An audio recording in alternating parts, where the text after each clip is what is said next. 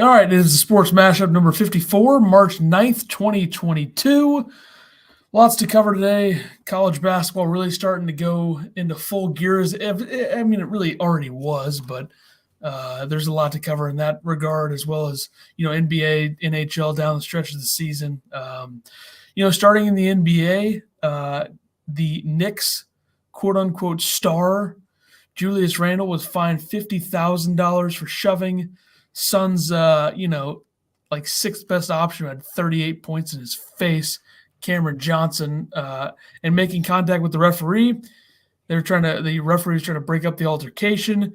Cameron Johnson responded with banking in a three at the buzzer for a 1-point victory, 115-114. Career high 38 points, 9 for 12 from three, 21 points in the fourth quarter, including 6 threes.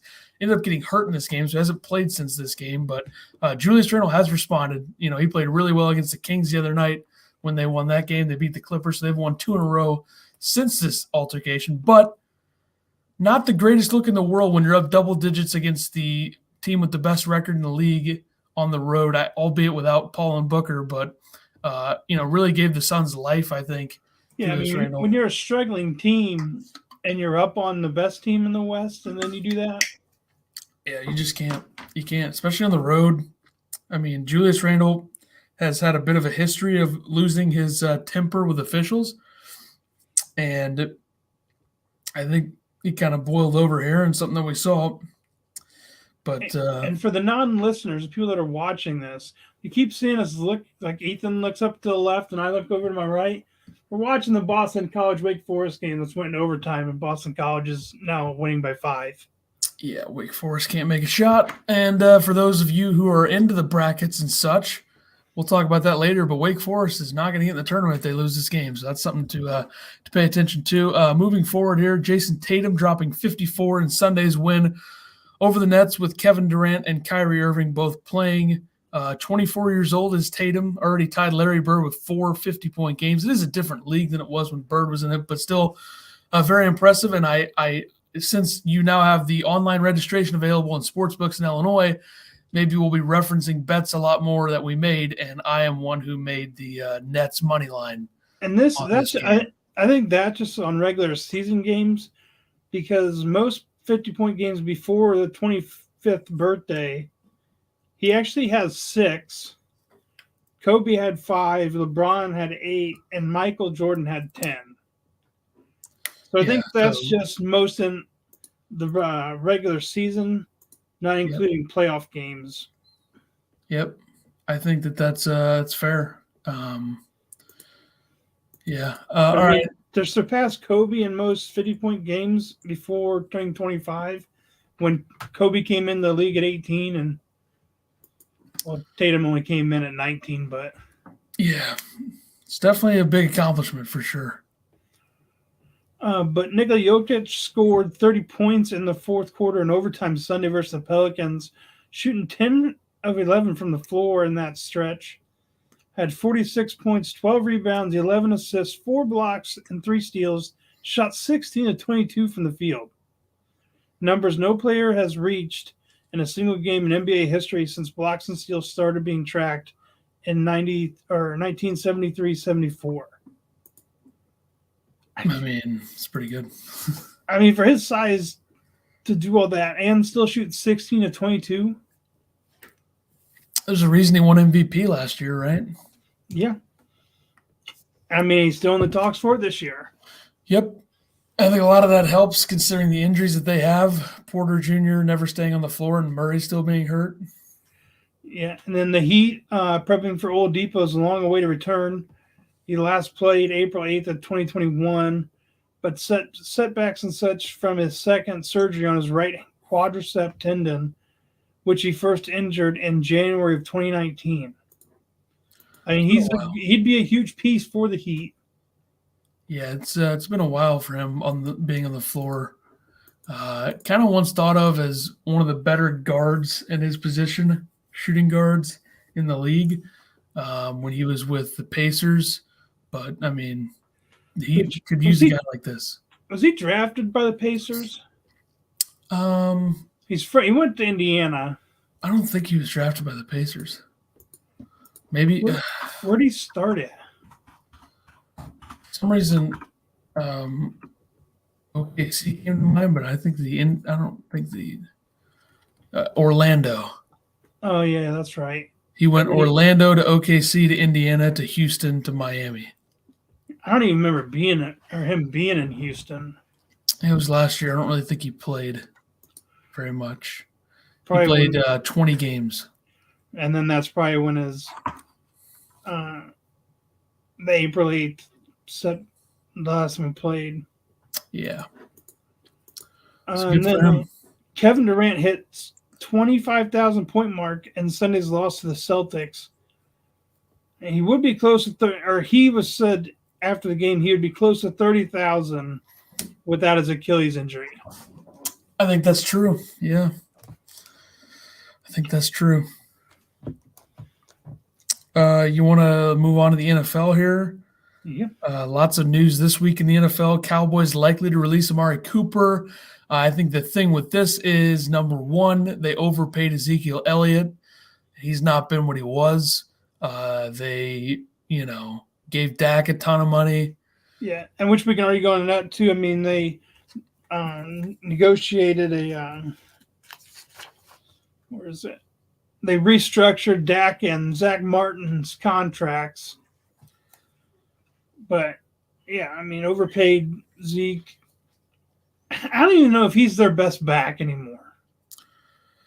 Yeah, I mean, Pollard's a free agent, so I think he's gone. But I think the thing here is that they want to extend Michael Gallup and have CeeDee Lamb as the number one, Gallup as the number two, which I think is fine. I mean, it'll open up some of their salary cap as well. I don't think that it's hard to pinpoint one issue in their playoff loss last year, like something they need to fix.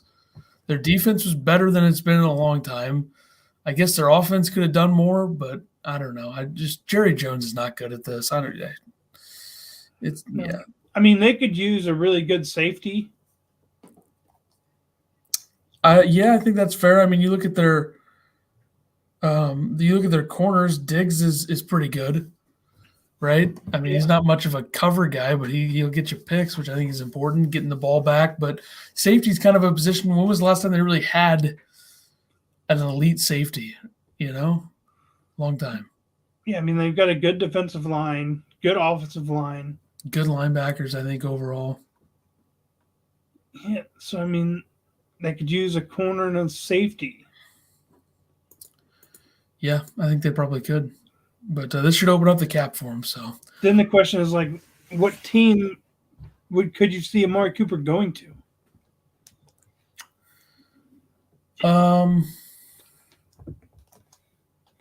Because I mean, he's not really a 1 anymore. He'd be like a 2 probably. Yeah, I don't know. I haven't really seen much with him. I mean, could he go Niners? Yeah, maybe. I don't really know what their cap situation is this season. I don't know. Chicago, maybe. I don't really know if they want to pay a receiver, but maybe they look into that. Yeah, I've seen rumors about them. They thought they were going to get Devontae Adams, and now their eyes are on Valdez-Scantling. It's very cute. It's very cute. When Valdez-Scantling can't catch some of the passes that Rodgers throws him, how do you expect Justin Fields to be able to do that? Great speed, played a big role in the team, but I think he's one of the guys that is much better in Green Bay than he would be in Chicago. Adams is a different case, but I have a feeling if Amari Cooper's released, like, he's not signed until after the draft. I don't think he's going to sign a huge ticket either. I don't see that happening. That's what I'm thinking. Him and his agent, they'll wait till after the draft to then see who needs a receiver. And then he'll probably ring chase. Yeah, I mean, that's not the worst move in the world. I mean, does he go back to Vegas? I guess they were Oakland when he was there. Yeah, speaking of, like, think of the now. We'll get. I might as well just say it now. Because, I mean, we're going to get to the Wilson trade. Look at the quarterbacks in that division now. Yeah, it's brutal. I mean, Herbert, Mahomes, Carr, and Russell Wilson. And Carr's probably number 4 on that list. And, I mean, but he came from Wilson, Stafford, Kyler Murray, and Garoppolo. Yeah. Yeah, it's tough. It's tough. Let's get the other things out of the way here. ESPN sources, and this, Brian Greasy was on the Monday Night Football the last couple of seasons. He's going to become the 49ers QB coach, so into the coaching game. And then Rodgers' alleged new contract. So Rodgers came out and said these are not the terms of the deal. He hasn't signed that yet. I think it's guaranteed that he's coming back to Green Bay regardless. He confirmed that himself. What NFL Network reported was 4 years, $200 million. Rodgers said it wasn't true. I think the thing here is the deal is going to be a little bit structured in a certain way to make the salary cap go down. But either way, he's coming back. And I said it, once again, last year I said the same thing. He's coming back. He's not going anywhere. And I don't think that what Denver gave up for Russell Wilson would be enough for me to consider a Rodgers trade. Because I think you look at the numbers the last 3 years, Rodgers is way better than Russell Wilson. I know age comes into factor, but it's not that big of a difference. And Rodgers has still been way more healthy than Russell Wilson's been the last few years as well. Yeah, and I think Russell just turned 33, or he's about to. It's like a 5 or 6 year age difference, and Russell Wilson has been playing behind bad offensive lines his entire career, and he's pretty much started his entire career. Rodgers sat for 3 years and has been behind mostly good offensive lines, and his injuries that he's had have been like freak injuries, like broken collarbone twice, fracturing his leg that he played through. So that's pretty much it. Russell Wilson had the finger issue. With Russell Wilson leaving, and then the Seahawks releasing Bobby Wagner, there was only one guy left from their 2013. Lockett? No, it's a defensive tackle. Oh. Lockett wasn't there, I don't think, yet. And those Wilson and Bobby Wagner were drafted in the same draft, like a round difference. 2 good picks, I would say. 2 good picks. So these stats that I saw since 2020, QB wins, which I don't really think is a stat. Rodgers is tied for first. Wilson is tied for 7th. Completion percentage, Rodgers first, Russell Wilson 8th. Pass touchdown interception ratio, Rodgers first, Wilson 4th. Passer rating, Rodgers first, Wilson 2nd. So doesn't seem close to me. No, and Wilson, like a lot of Wilson's like passes is when he's on the run, like scrambling for his life. And other than like the last 2 years when he had Metcalf and Lockett, he hasn't really had much else. Yep. I mean, before what was the other receiver they had before he just randomly retired? Doug Baldwin. Yeah, once he retired, Wilson's numbers went down. So here's the trade. Broncos received Russell Wilson in a 4th next year or this year. And before like the details of this trade came out, I'm like, Wilson just came in to KJ Hamler, Tim Patrick, Jerry Jeudy, and Cortland Sutton, and Noah Fant. And then the details came out. Yeah. Wow. The Seahawks received Drew Lock, Noah Fant, and Shelby Harris. I'm like, well, I guess there goes Noah Fant. He was probably all excited, and then they tell him, oh, you're going to Seattle. You're staying with Drew Lock. Not great. I mean, they do like Albert Okwe-Ibenam behind Fant, clearly, because they're keeping him.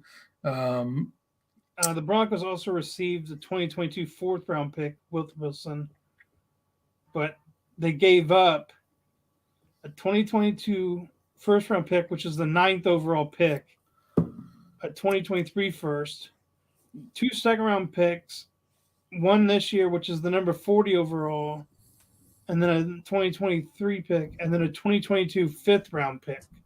So I like this deal for both sides. I think for Seattle, you're getting a lot back for him, probably more than you deserve considering how he played last season and some of their issues there. But for Denver, I think you need a quarterback like this to win, especially in that division. So why not go for it? I don't really think they gave up something that's going to kill them down the road. Like 9th pick this year. I mean, this draft seems hit or miss from what you read. I wonder if Seattle takes a QB at 9. Like if no QBs come off the board yet, do they take like Malik Willis at 9? I mean, I feel like that's a possibility. Shelby Harris is a good veteran D lineman. Noah Fant's a tight end that you can keep for a long time. And Drew Lock is Drew Lock, probably the week 1 starter, whether they draft one or not, I would assume. Yeah, I mean, I think the Seahawks made out well in this. I mean, getting the 9th and the 40th pick in this year's draft. Yeah, I think that's good. I think those are 2 good picks to get.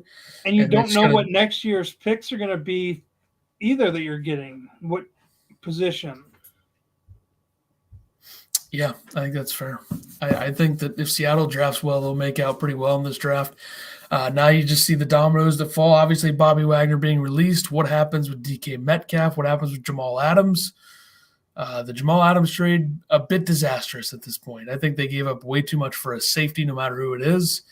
And now they got to figure that out as well, plus the contract. So unsurprisingly, the Panthers are listening to offers on Christian McCaffrey. Can't stay healthy. Considered the best running back in the league when he is healthy. I think that they want, a first-round pick and a player or something.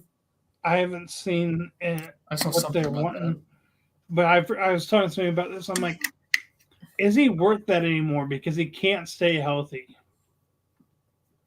I don't. I feel like right now he's just like a player for player trade. What about the Dolphins? The Dolphins have a late first-round pick because they don't have the Eagles have their other pick. I even said something, I'm like, what if the Panthers and the Giants swapped running backs? Maybe. I don't know. I mean, which McCaffrey's worth more, though. So I think the Giants would have to give up one of their top.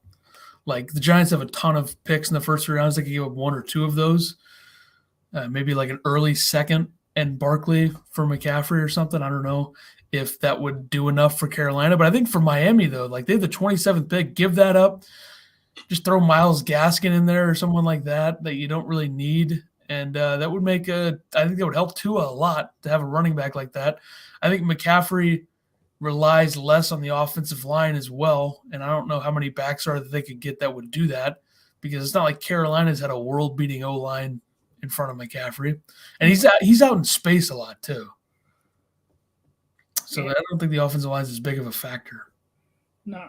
And another thing too would be like if this whole giant Trubisky thing becomes a thing, I think McCaffrey fits better in that system than Saquon does as a read option and a dump off than Saquon.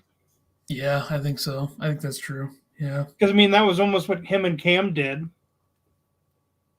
Yeah, they did. And if, I mean, you pretty much be trading Daniel Jones and Saquon Barkley for better and healthier versions of them for the most part. I would think like they're kind of similar in both ways. That Trubisky has stayed healthier than Jones, and he's probably a bit better of a thrower. I'd say Jones is a bit better of a runner, but it kind of, all works itself out in that regard. Let's see. The Washington Commanders, they trade for QB Carson Wentz. So Wentz gone in Indy after 1 year. The disastrous Week 18 performance against Jacksonville probably hurt him a lot. I losing the last 2 games, and then the last one being to the Clown Town. Yeah, the team that had the clown noses and shirts and whatever for their GM, and Urban Meyer disaster, and a rookie quarterback that was struggling. So that's just as bad a loss as you could have. Colts receive a 2022 third, a 2023 third that can escalate to a second rounder if Wentz plays 70% of the snaps, and a 2022 second. The Commanders received Wentz and a 2022 second, so they swap seconds. I think this is fine for Indianapolis. Yeah, and the Commanders are paying his entire salary, so the Colts open up a ton of cap space, losing that $28 million. The problem that I have with this for Indy, if it comes to fruition, is I don't understand the idea of trading Wentz just to trade for Jimmy G. Like, I don't think there's that big of a gap there. Jimmy G's contract sucks too. I don't really see how that makes any sense, but I don't know. I mean, I think that just came down to they don't trust Wentz to get into the playoffs, and they think they have a playoff Super Bowl contending team. I mean, they had, 7 or 8 Pro Bowlers? Yeah. They've got one of the arguably best running backs in the league. one of the best offensive lines. And they need a guy who can throw to the receivers. One of the best defenses, too. And if they could just get a guy, bring Garoppolo in, he'd just be there to hand off and to actually throw accurate passes that Wentz couldn't do. Yeah. That's just I think this is Tannehill's last year in Tennessee if he can't complete passes to those receivers he has. Yeah, I think that's fair. Yeah. All right, not comparing Wentz to Tannehill because Tannehill's had a better career, but they both are inconsistent. I think they're guys you can kind of win with, though. In certain situations, maybe more so Tannehill than Wentz, but they are similar in a lot of ways. And then the Bills grant Cole Beasley permission to seek a trade. And then Tag Central happened yesterday. The Dolphins franchise tagged tight end Mike Gesicki. The Chiefs used their tag on offensive tackle Orlando Brown. Bucks tagged wide receiver Chris Godwin. Packers tagged Devontae Adams. The Cowboys tagged tight end Dalton Schultz after his big year. The Jags tagged offensive tackle Cam Robinson. Bengals tagged safety Jesse Bates, which I'm pretty sure they had to do or he was gone. Yep. And the Browns tagged tight end David Njoku, which is kind of surprising. What's the Browns hardly throw to him?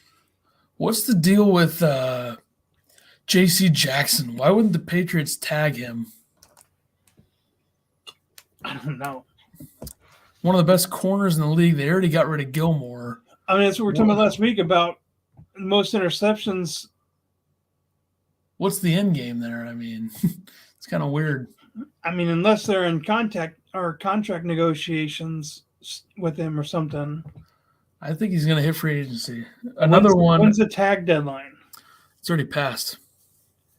And then didn't the Niners tag Trent Williams? I thought they already extended him. Well, that's what I thought. And then someone told me yesterday that they thought they tagged him, but I didn't see that. I don't think so. I don't know. It's interesting. I don't know what happens with New England secondary. You'd trust Bill to figure it out. They got good safety still, but bit of a hole at corner if he's not back. The Titans did elect to not tag Harold Landry, but then they gave him a huge extension after. I'm not sure the numbers of that deal, but if you just keep going here, I can find it. Yeah, I had seen the details there yesterday. I don't remember it, but he had a big season for him. Yeah. But one combine stat, you had Georgia's defensive tackle, Jordan Davis, who stands at 6'6", weighs 341, ran a 4.78 40.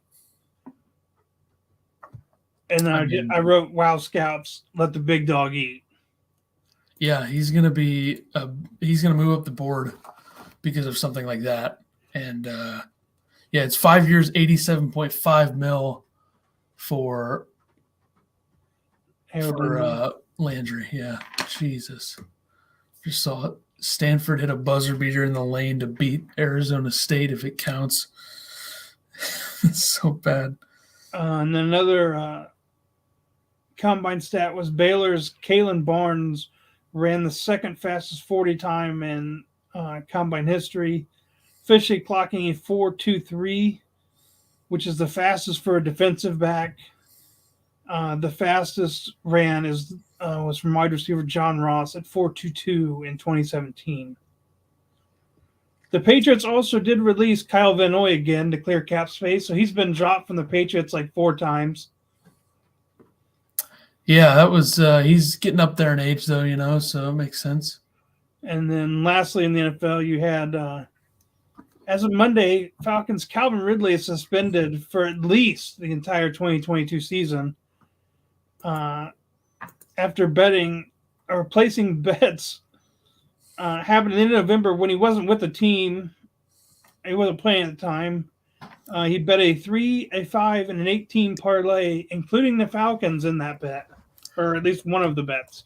Just not smart, but I don't know if this is worth the entire season. It's not like he was playing or with the team. It's not like he was influencing the games that he bet on in any way. So I don't really I mean, I get it. It's dumb. He shouldn't have done it. It's obviously stupid, especially you do it in your own name is dumb as hell. But it's a bit weird when the NFL is in bed with all these sports books in massive ways with massive money involved. And this guy wasn't with the team at all and had no influence. They even said the bet was placed in Florida. Yeah, I mean, it's obviously very stupid of him, but I don't know about the 1 year. No, but I think there's something like in their guidelines somewhere about betting. It definitely is, yeah. So I don't know. Yep. All the golf. Yeah, last weekend at the Arnold Palmer Invitational, winner Scottie Scheffler won $2.2 million, shot 5 under. Course got tough as the weekend went on. Victor Hovland had a big lead and then struggled the last 2 rounds. Billy Horschel struggled as well. He was near the top at the end. But Scheffler won at the Waste Management, finished tops, tied for 7th the next week, and then wins again. So I think we have a bit of a star in the making here. And then the Players' Championship is this weekend. Defending champion Justin Thomas. It's a TPC Sawgrass, the Players Stadium course in Ponta Verde Beach, Florida. Yeah, I mean, this should be a good tournament. I think there's something about the conditions and the course being tough this week. So we'll see how that affects the players. We'll make our picks on that later. We're going to skip college basketball for now, and we're going to move to Major League Baseball, where the chants of the week, Rob Manfred, are the chants. People talk about Manfred. But last night, they 15-plus hour meetings. They seem to be getting closer on a lot of the numbers, but I think there's still some things holding it up. There's MLB wants an international draft. Players want nothing to do with that. So we'll see. I mean, there's maybe a slim chance to get a deal done in the next couple of days. There was something they've agreed on, though, right? Like a pitch count. Yeah, they or not a pitch count, a pitch clock. A pitch clock, and there's like 2 or 3 other things they agreed on. Yeah, they need a little bit more give and take here. I mean, there's just too much optimism, and I think they're too close right now to not get something done the next week. But I also know that these things could break apart easily, so that could happen too. Manfred also wants he wants 7-inning games. He wants a 3-hour time limit. So no matter if you're in the 6th inning, bases loaded, 2 or 1 out, so 1 out, and it hits the 3-hour timer. The game's automatically called. So the home team who has the bases loaded 1 out, they don't get a chance anymore. They're just calling it at 3 hours. Is what he wants. Yeah, he's a moron. So that's never going to happen.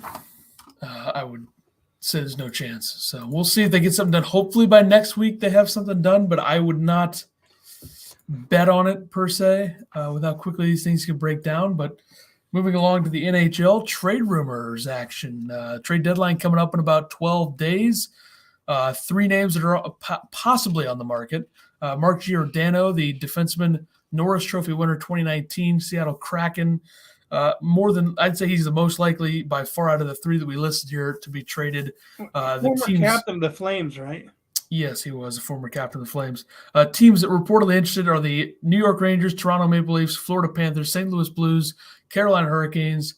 Speaking as a Blues fan, I don't see this one happening. I could see it happening, but I don't think it's gonna because I think that the Blues are probably going to shop for somebody lower on the salary cap than this unless they have a plan to, figure something out. But I think the most likely thing here would probably be someone like Toronto or maybe Florida, maybe the Rangers, but I doubt it. So that's how I view that one. Then your guy, Jake Debrusk, who I believe is the one who wants to trade out of Boston. Yeah, he asked for one last season. He's been hot, though, recently, and I don't think that – I think I read an article earlier that said well, let's be honest. I saw a headline that said Debrusk's hot streak not going to stop him from wanting out of Boston, so he still wants out. Canucks, Oilers, and Sharks is teams that I've read on him. I think he'd be a great addition to the Oilers forward group or the Canucks forward group. Sharks, I don't see as much, but I think either one of those. I mean, with Edmonton, it's like – you got to get a better bottom six forward group. Like after McDavid, after Draisaitl, after Nugent-Hopkins, after Hyman, after, I guess, Evander Kane now, and after Jesse Puljujarvi, it's like pretty bad on the bottom six. And that's been goaltending, bottom six, and defense in some way, form, or fashion has been an issue for Edmonton for like a long time. And it's keeping them from being able to compete at a level that they should, you know? So we will see. And with, Nugent Hopkins being hurt and they didn't have a timetable for him. It's another part where you need forward depth, and Debrusk is a guy with a lot of talent, a guy who can score, and I think that he'd be a fine addition. But the question is too is like, out of these teams, like what are the Bruins wanting back for Debrusk? Well, or who could they get from? Yeah, he's hot, but leverage is out the door here, so it's kind of a balance. Maybe a team overpays with like a second and a prospect or a third in a prospect or something. I don't really see Edmonton giving up a player in this deal. Maybe a prospect, but that doesn't. When I say player, I mean like an NHL player. So we'll see. And then Marc-Andre Fleury, the Blackhawks. Blackhawks have been disastrous. I think the Blackhawks have had more games leaving their goaltender out to dry than any other team this season. And it's been brutal for Marc-Andre Fleury, a guy who won the Vezina last year in Vegas. I think a little bit of both for him last year. He's an elite goaltender, but he had much better players in front of him in Vegas last year. Leafs are a team that a lot of people are talking about for him. Capitals, Oilers, Wild, Avalanche. If I had to guess, I don't see Chicago doing this with Minnesota and Colorado unless they pay a ton. For Toronto, they're pretty much in on everybody. They're mentioned with everybody. I would assume that we see a scenario where he ends up in Toronto, maybe, if they can figure it out with the cap. But I don't know. We'll see if Chicago trades him at all. Maybe he doesn't get traded at all. But who knows? Speaking of Seattle and what Jared McCann has done there, and Giordano, a guy on the way out, it looks like McCann's going to be there to stay. Signed a 5-year extension, $5 million per year for him. He was a very solid forward for the Penguins for a few years. Quality piece, having a good season there. And I think it makes sense for them to get this done. Get a guy in your top 6 for years to come. Yeah. Austin Matthews, likely to win the Maurice Richard trophy for most goals. I believe Ovechkin's second with 36 right now. Matthews has 43 goals in 54 games, on pace for 62, which I'm assuming the last guy to score 60. Didn't Ovechkin score 60 one year? I think he did. That sounds right. Well, he's had a bunch of, obviously, a huge number of big seasons. Yeah, he scored 65 in 2007, 2008. That's his most. He's had 6 50-goal seasons and a 60-goal season. But I think the next generation, when Ovi hangs it up, Matthews clearly the guy. He's got 242 career goals in 388 games. He scored 40 his first season, 34 his second season, 37 his third season, 47 in a shortened season, 41 last year in a shortened season. Like, think about this. Austin Matthews has 84 goals in his last 106 games. That is unbelievable. So, pretty good. He won the Maurice Richard last year, unless he goes really cold, looking like he's going to do it again this year. So, what a year he's had. I can't believe this guy's still playing. Jaromir Jagr. Oh, yeah. Organizes game to benefit Ukrainian families seeking asylum in the Czech Republic. His team, Kladno, is playing HC Sparta Prague. They moved the game to the O2 Arena in Prague for bigger it's a bigger venue where the ticket sales are going to this. He's got 19 points in 43 games this year, 50 years old. Drafted 5th overall in 1990. Played with the Penguins for I don't know how many years, then moved on. I mean, he bounced around. Played in Florida, I think. Played in Boston. Yeah. Where else did he play? I'm trying to think of late in his career. He had certain spots he was going to play. I thought his last year was in Boston before he. I thought it was Florida.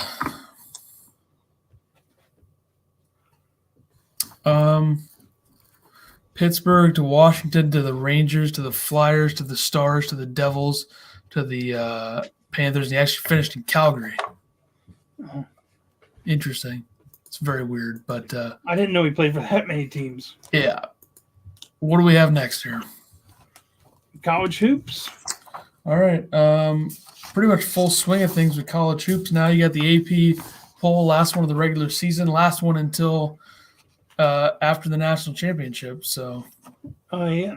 Gonzaga stayed at 1, Arizona stayed at 2, Baylor stayed at 3, Auburn moved up 1 to 4, Kentucky up 2 to 5, Kansas stayed at 6, Duke dropped 3 to 7, Villanova up 3 to 8, Tennessee up 4 to 9, Purdue dropped 1 to 10, Illinois went up 4 to number 16, Murray State up 3 to 19.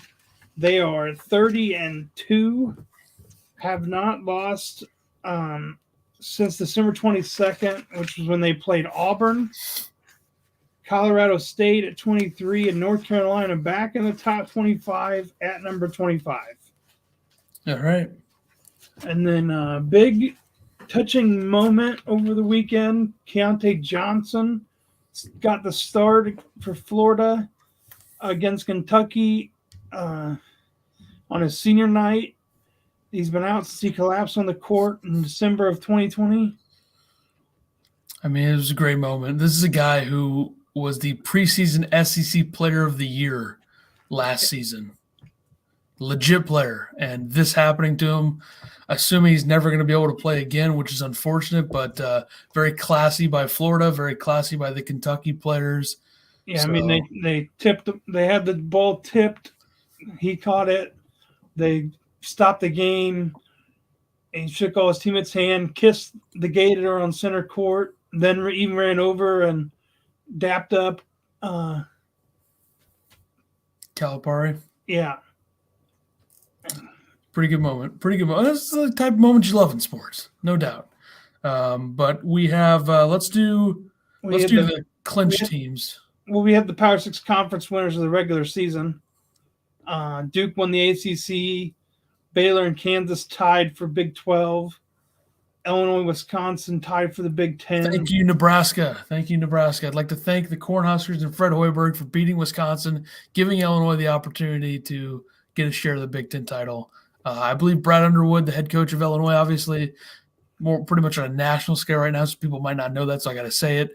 He sent a case of wine to Fred Hoiberg as a token of appreciation for what the Cornhuskers did for our program. Thank you. Did he really do this? Yeah. Thank you, Nebraska. Big Cornhusker guy. Go ahead. Providence won the Big East, their first time in history. Fraudulent Big East, but they did win it, so congrats. Arizona won the Pac-12, and Auburn won the SEC. I think you could make a case that besides the ACC and the Big 12, you could make a case that the best team in the other four conferences did not win the regular season title. You can make a case for Purdue being the best team in the Big 10. I don't know if it's true, but you can make that case. I think Villanova is the best team in the Big East. Arizona is the best team in the Pac-12. So I guess it's a split 3-3 thing. And I think Kentucky's the best team in the SEC. So we'll talk brackets here in a little bit, but we do have some auto bids that have been handed out to this point.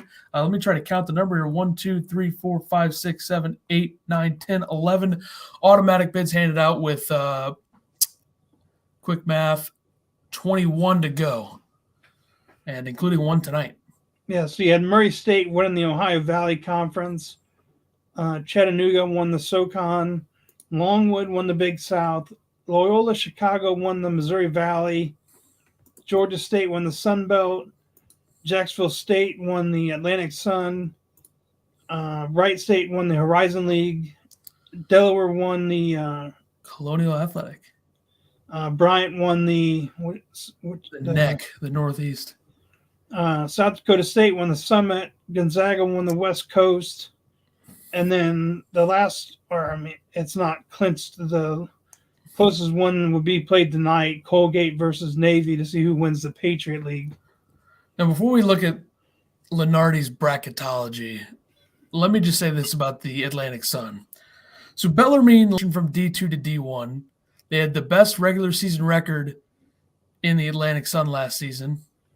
This season, they were once again one of the top 4 teams in the Atlantic Sun.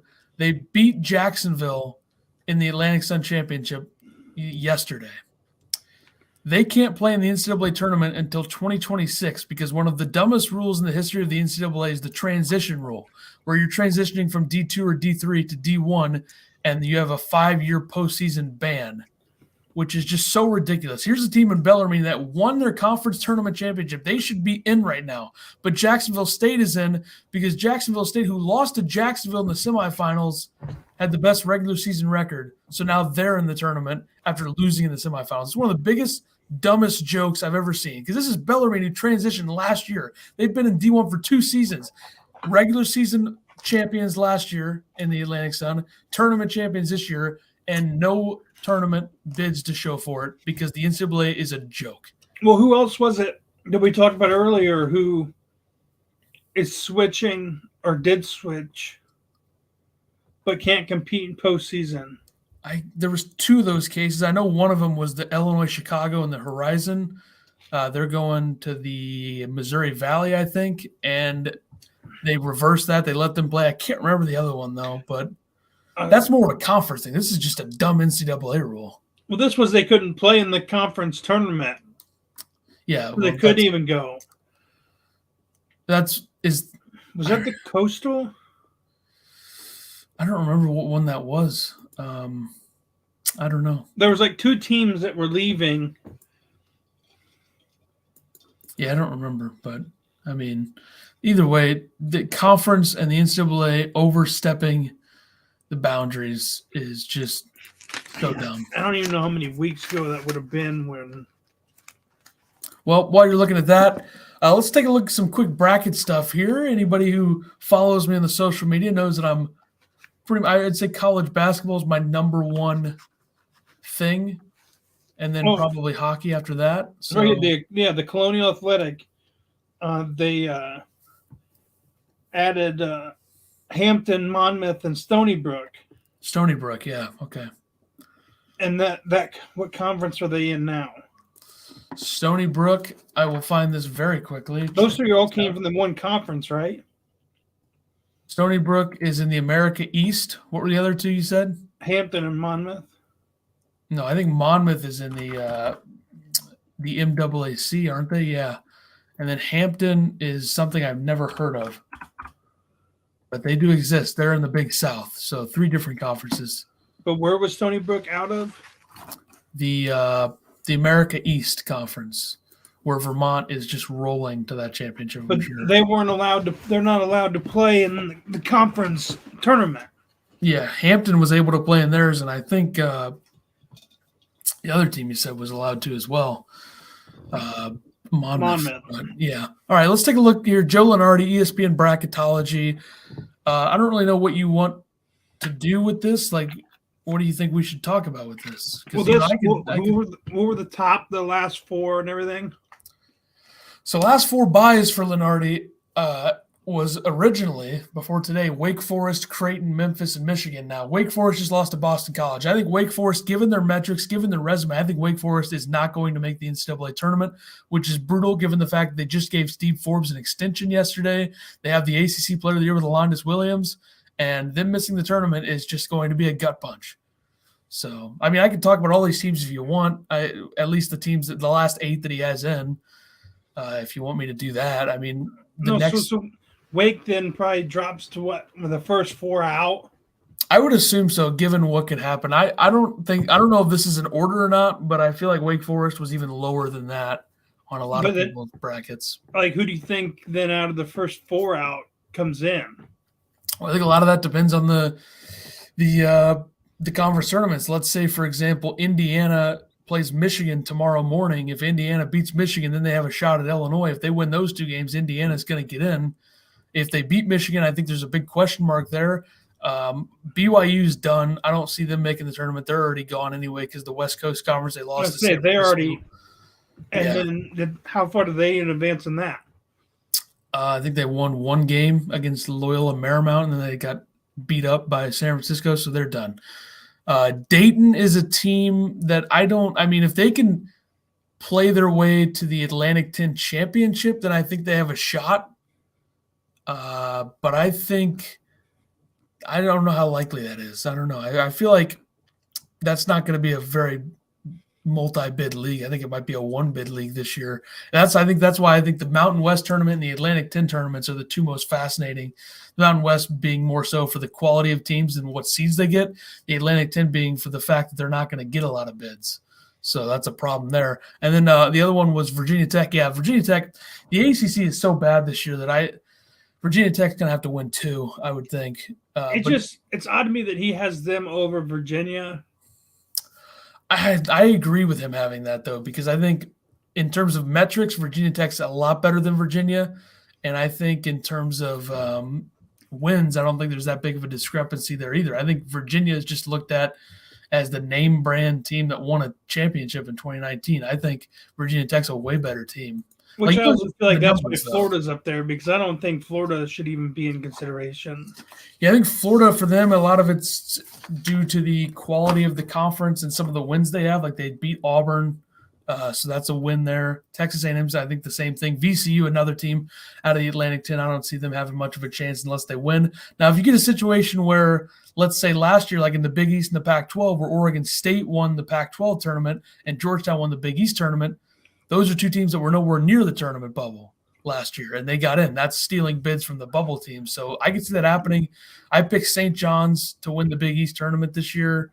But I have a feeling there's no way that Oregon State's winning the Pac-12 tournament. Yeah, I think that's a safe bet considering their 3-27 record. I would think that that's a safe bet. They got Oregon coming up here. I think aren't there 3 wins in conference? So they might. Do they have 3 in conference or 2? Oh, they have 1 in 19. They beat Portland State and Nicholls State. They actually won 2 games in a row on December 21st and December 30th. And then they've lost every single game since then. So, yeah, not good. Probably the worst follow-up to an Elite Eight run in the history of college basketball. They're like the total reverse of Murray State, since Murray State hasn't lost since December 22nd. Yeah. And they only have 2 losses every game since December 30th. So that's the thing with Oregon State is this is a team that made it to the Elite Eight last year. Elite Eight. I know it was like a fluke, weird run, but Elite Eight to 3-27 with 3 starters returning has to be the worst. As I'm saying, it's not like they lost They lost their best player, but they had 3. Alatish's back, Lucas is back. It wasn't like they lost a bunch. Yeah. They lost Ethan Thompson, who was their best player. But other than that, they got 3 starters back, plus a couple of decent friends. It's a disastrous season. Which I think it would help, like March Madness, if they made it somewhat like football. Not that you have to stay 3 years, but you should at least have to go for 2 years and get a degree. Yeah, I don't think that they should. I wouldn't do that now. Maybe with the NIL, I'd do that. But like the thing is, the G League being an option for a lot of guys is probably what would make me not want to do that. Just because these guys don't want to have to go for 2 years when they could just go to the G League for 1 year. So I think that's kind of what would hold that up. Yeah, but are you going to make more money in the G League than you'd make in NIL for 2 years? Probably not, but it's a timing thing too. Like the NBA values younger players more than anything in the draft, I think, to a certain degree. I mean, this should have been done before the NIL got put in. Yeah, well, that ship has sailed. Anything else you want to cover with this, or? I mean, other than that, like, what do you think on the bracket? What Lunardi's bracket? Like, we both like where our teams are at. I really don't want Illinois to be a 4 because I think they're a lot more prone to losing in round 1 if they're a 4, but I think they'll be fine. I think the thing with Lunardi's bracket this year is I think he might have his worst year ever unless he makes some changes because he's got some weird things in here. Like the idea that some of these teams are going to get in over others is very confusing to me for Lunardi, but he'll have time to make changes late, obviously, in the next few days. But if I had to pick a Final Four from this setup right here, I would think that Gonzaga being in the same bracket with Wisconsin is a huge win for Gonzaga. I don't think Texas Tech's much of a threat to Gonzaga, even though Texas Tech, I believe, played Gonzaga very close in the regular season. I think here's what I'll give you. I'll give you a Final Four team, and I'll give you an upset special. Texas Tech could lose into LSU. Or Michigan, probably, yeah. But I think Gonzaga comes out of this region hypothetically easily. I think the upset pick on this region would easily be Vermont over Arkansas. Vermont's an electric offensive team. Arkansas has been playing very well, but I think it's one of those weird another bad draw for Arkansas too, because last year Arkansas drew a very good Colgate team. They beat them, but I would take Gonzaga out of this West region, and then obviously my upset special would be Vermont in that. But then, I mean, you look at the South region, Baylor, I think, is very prone to a Sweet 16 exit. Maybe not with this specific bracket. I mean, UCLA and Alabama would be interesting matchups for them. But I think coming out of this one, I would think Duke could come out of this one. And I think the upset special pick would be Alabama to lose to South Dakota State. South Dakota State's offenses, and I know it's been against Summit League teams in non-conference play, South Dakota's offenses was one of the best in the country. There's like 7 or 8 metrics where they're top 15 as a Summit League team in the entire country. And they have a go-to guy. They have a guy that makes big shots. You see last night, dagger 3 by Baylor Shireman, who's the Summit Player of the Year. And he liked one of my tweets about him last night too. So shout out to him. But I think Duke comes out of that, and I think South Dakota State's an upset special. People will like Iona as well because of the Rick Pitino factor. And I think Princeton would be popular as well because Princeton's offense is the same thing, moving the ball around, making good cuts, smart plays. Ivy League think they're better than everybody else, that type of thing. So I'd have Gonzaga and Duke. And you move down to the East. I think with this bracket, I think Kentucky would come out of this. I think them being in the East confuses me because, normally it goes in order of what you're ranked overall. So, Gonzaga being the overall one, they would be the West. So, yeah, if Kentucky's the overall, or they're 2, you would think they'd be the overall, or you would think they'd be the number 2 or number 1 2 seed. Yeah, so you would think that they would be in the South or the Midwest, not the East. Yeah, I don't know. I mean, this is Lenardi, though. It's not the committee, so, who knows what they would do. No, that's why I feel like this isn't where they're going to be. I feel like Duke's going to end up in the East, and Kentucky's going to be in the Midwest or the South. I would assume that, too. Because Wisconsin's also in the West, and you would think if Gonzaga's the number 1, and,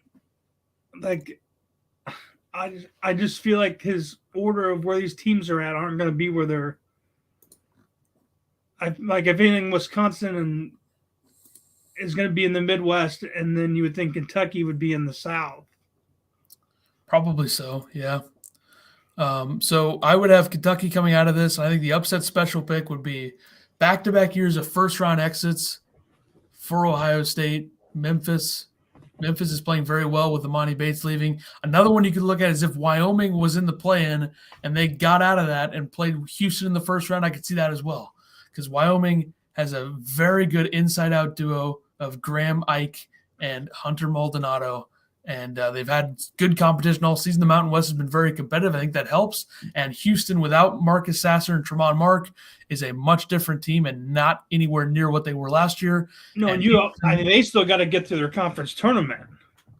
Who, Houston? Yeah.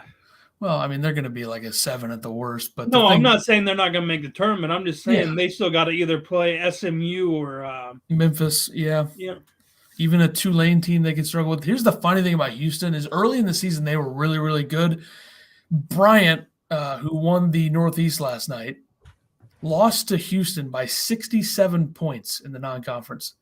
And both of those teams have completely flipped. Bryant's the most dominant team in the Northeast Conference. Houston is kind of sputtered, but they still have a really good record, really good metrics. If they didn't have great metrics, Houston would probably be looked at as like a 10 or 11, if we're being honest. But so I would have Kentucky coming out of that one. And then the Midwest that he has here, I just don't see a scenario where Arizona doesn't get out. Like, I don't think that Providence or Texas pose any threat to them. I don't think North Carolina or Iowa State do. Purdue might. Auburn might. Other than that, though, no. And I think the upset pick here is Chattanooga over Providence easily.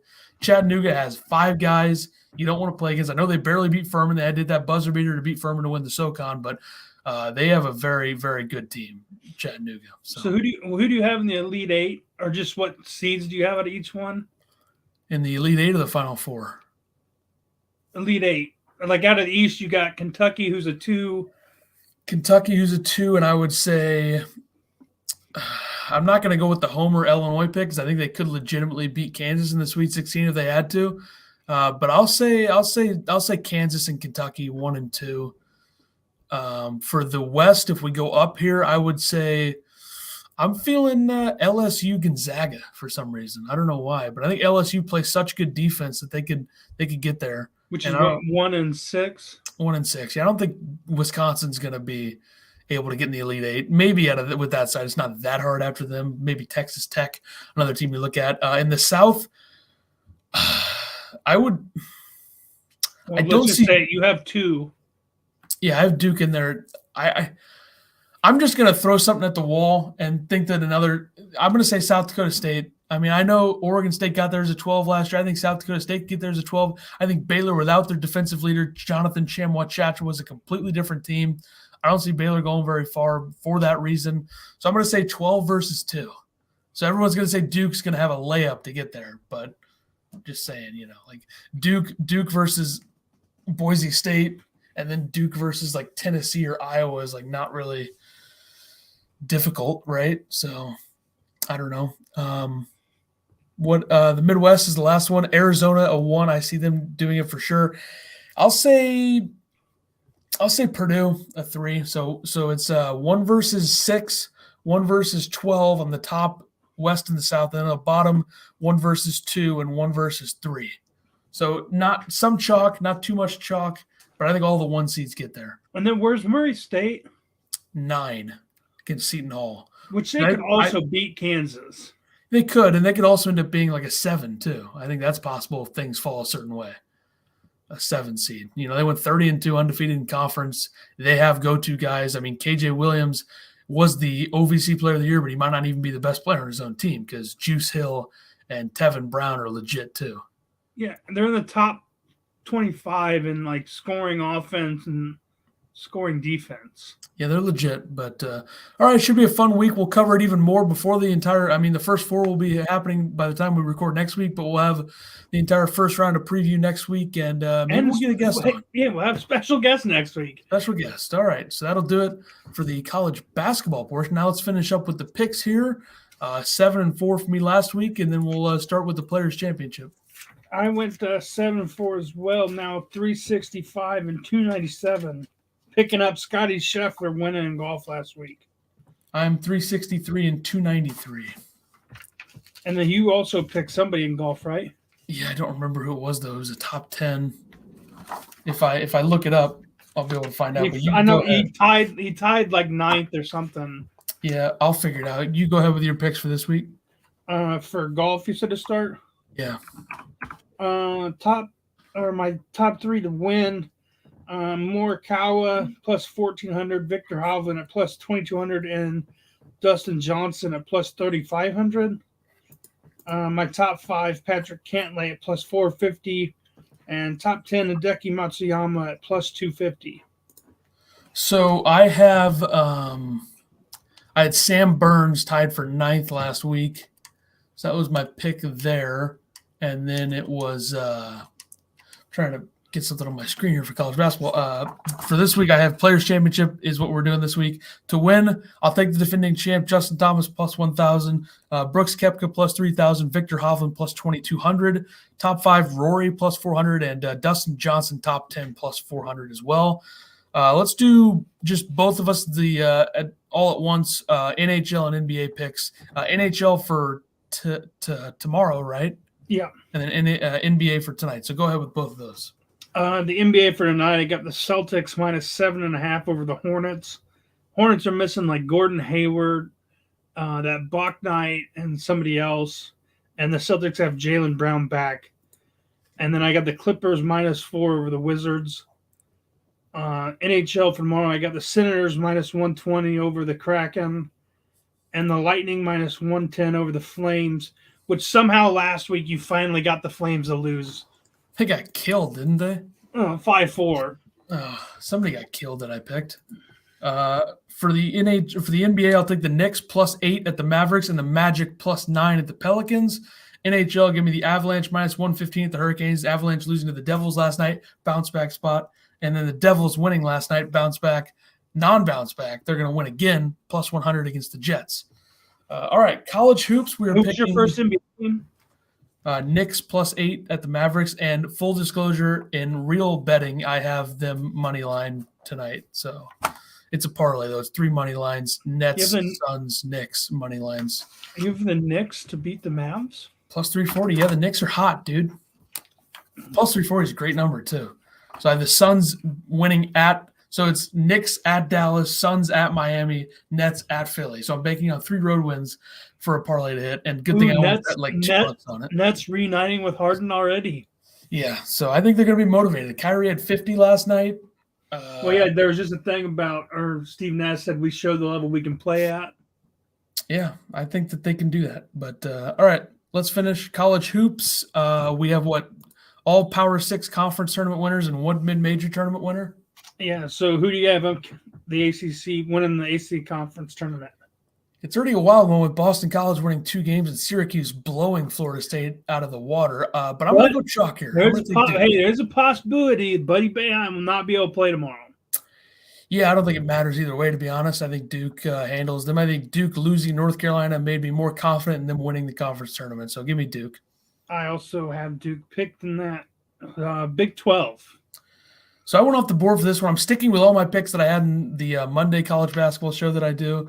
So I'm going TCU, a little off the board here. I think that they're a gritty team. They beat Texas Tech. They beat Kansas. And if they can get through that first game, I think they have a good chance. And they beat Kansas and then played them 2 days later and only lost them by 4. Yeah. Yep. I took Baylor. Yeah, Baylor had a very disappointing Big 12 tournament last year, so they could follow that up with winning it and get a little bit of confidence going into the tournament because it's going to be very hard for them to win into the Sweet 16 or Elite 8 without Chamwa Chachma. Because they're the 2 seed. Yeah, Kansas is the 1. And they have to play – they are on the same side as Texas. That means Kansas on the same side as Tech? Let me look. I got it right here. Big 12 tournament. All right. Kansas plays winner of Kansas State, West Virginia. Texas and TCU play. That's on the side of Kansas. And then Baylor plays Oklahoma. Texas Tech plays Iowa State. So Baylor's on Texas Tech side. Yeah. Kansas on Texas That's side. why I took Baylor. So TCU has to beat Texas, and Kansas, and then Baylor and Texas Tech probably. Yeah. So, that won't be easy, but, hey, they're a team that's capable of getting hot. They're not a very good three-point shooting team, but inside the three-point line, that's where they beat you. That's why I took Baylor was because of the side of the bracket they were on. That's fair. That's a good side because if Iowa State's capable of beating Texas Tech. I mean, it's not impossible, but all right, what do we have next? Big 10. Taking Iowa. Iowa was the hottest team going into the conference tournament. They lost to Illinois to finish the season, but they played very well for most of that game. They just couldn't hit shots late, and they were 10 for 22 from the free throw line. Iowa's offense is different. I think that much more athleticism this year, much more of an ability to play a smaller lineup and still defend well, better defensively than Purdue. Jordan Bohannon's in his 8th year of eligibility. Yeah, he's coming off of a game against Illinois where he had 0 points, so I think he's going to want to redeem himself there. And, they're on they're the 5 seed, so I think they're on – what side? They're on the top side, which is with the higher seeds. Yeah, they're with Illinois and Rutgers, yeah. They play their game – they go and play Rutgers. Yeah. But they have a game before that tomorrow, so I'm assuming they play the winner of Nebraska Northwestern or something like that? Yeah, they have a 1 bye. Yeah. I took Purdue. Not a bad pick either. That's who I picked last year, and they didn't do it, but good team. And they're the 3 seed, right? Yeah. It's Wisconsin or Illinois, Wisconsin, Purdue, Rutgers, Iowa, so on and so forth. Which I was going to ask our special guest who was supposed to be on here today, had to get pulled away for work.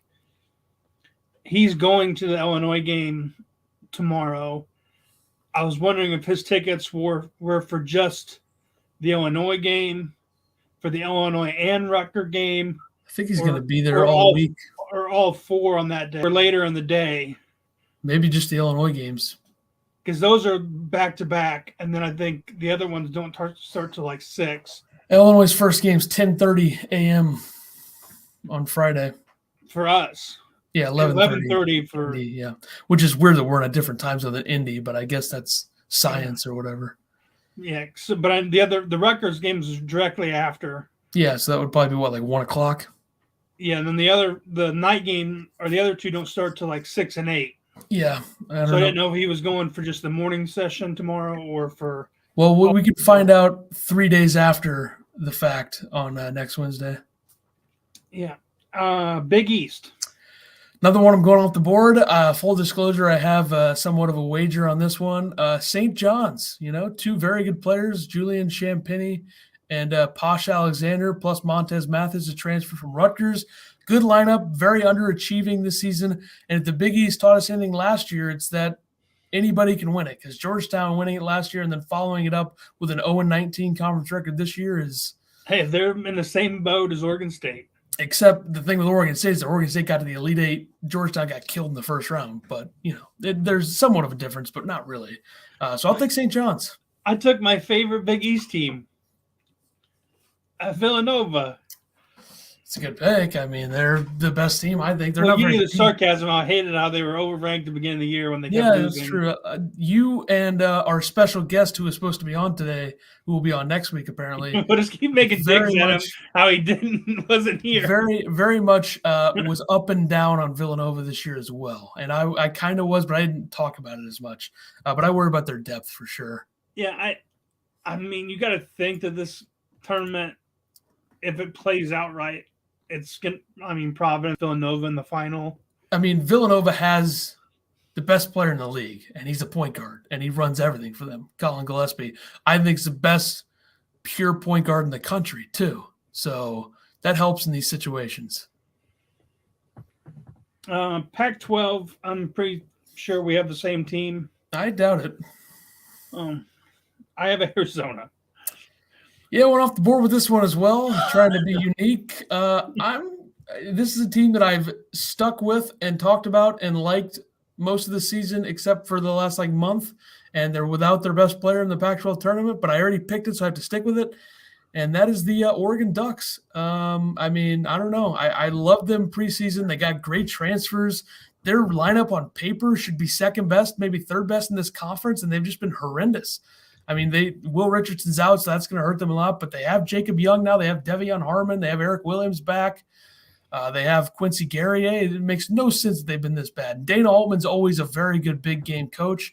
I think they'll make a bit of a run here. They're obviously playing Oregon State right now. That should be a win, and then things get dicey from there. But this team should be so much better. So I have a 2-leg parlay of St. John's and Oregon. So they both win the conference tournaments. It's like I have $1 to win 370. Oh, wait, listeners, Ethan never would bet before, but now that it's very easy and accessible. Now that he doesn't have to go to a casino to register or anything, the casinos are very far away too. He's become a huge bettor in the last week. I don't know if I'd say it's very responsible. I'm not saying he's betting outrageous amount of money. He's just betting a lot of games. Yeah, a lot of parlays. Throw things at the board, see what sticks. Who was it that got you Sunday? You had 4 out of 5 teams. Yeah, it was Hofstra losing to Charleston. That was a gut punch. I should have known better too. But I'll just say this. Maybe FanDuel or DraftKings or something like that can give us a sponsor. I'm just going to keep mentioning that until it works. So why not? You talking about Oregon and their roster? It's like what we've talked about before with Florida State. How after they beat Duke, we talked about how they have so much length. They don't have a guy on their roster under 6'5". The difference and the biggest problem for Oregon, though, is that Oregon's roster is all veterans. Florida State's still young. And by the way, Oregon's up 12-0 in the first 5 minutes. No, I'm just meaning on paper when you look at that's the same. It's the same concept. Yeah, you're their point guard's 6'5", and they got 6 guys 6'9" and up, and they just create so much. Their length creates so much difficulty on the defensive end for every team, but then they play against a zone and get destroyed today by Syracuse, who hadn't looked good, blew a game against North Carolina senior night, and they could have ruined that for them. They're like, oh, no, we'll give it to North Carolina here. Yeah, I mean, it was bad. It's been bad for Oregon and bad for Florida State. So SEC is next. Yep. I took Auburn, but I also think that Auburn-Arkansas game could be huge. Like a good matchup. And if Arkansas won that, that's definitely has to move them up in the bracket. If they make the SEC championship. Yeah, I think it would. I'm going to take Kentucky. I just think they're the best team. I think they're better than everybody in this conference. I think they have something to prove if they get to play Auburn again, because they were beating Auburn by 10 before Ty Washington got hurt in that game, and then they ended up losing. That was at Auburn, but I think Kentucky has something to prove here. And Kentucky can get to the one line if they do this as well. Because if all four advance, the top four would be what, Auburn versus Arkansas, and then Tennessee versus Kentucky. Here we go. Yeah. Yep. We'll see. Which are all good matchups. Tennessee's played Kentucky tough. Beat them once, lost to them the other time. The first time they didn't really play them tough, but the second time, the first time I think Kentucky scored 100 points. But did Auburn sweep Kentucky? They only played them once. And then what about Auburn? Did they only play once? Or Arkansas played Kentucky? I think I'm not 100% sure though.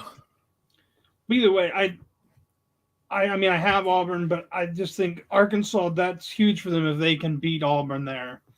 Yeah, it would. It would definitely maybe move them up from 4 to a 3 possibly, or if some people have been a 5 to a 4. So it'd be big for them, no doubt. Let's finish this off here with the mid-major conference. Yeah, what mid-major did you take? Taking the Metro Atlantic Conference, which features a guy named Rick Pitino, who won it last year. You took Iona. Yes, easy pick for me. Don't take their baseball team.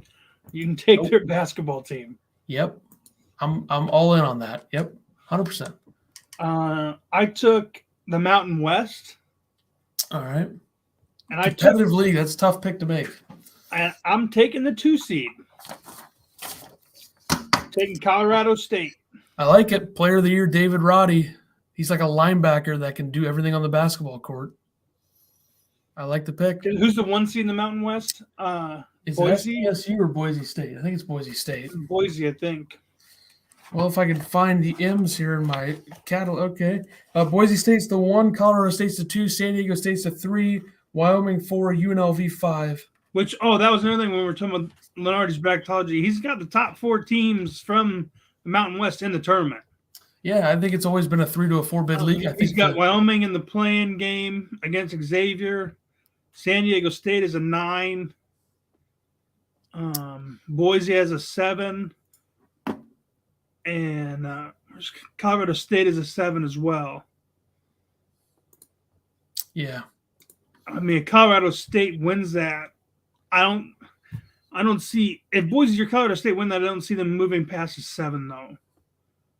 I would agree. I think a lot of it depends on what happens around them, but it would just if Wyoming or San Diego State upset, they would move up. Yeah. Well, we'll find out all about it. We'll talk about it next week. Hopefully we have said special guest that was supposed to be on today on next week. But that'll do it for us. Episode 55 will come your way next week. A lot of college basketball, I'm sure. College basketball heavy show next week. So we'll see you on the 16th for number 55.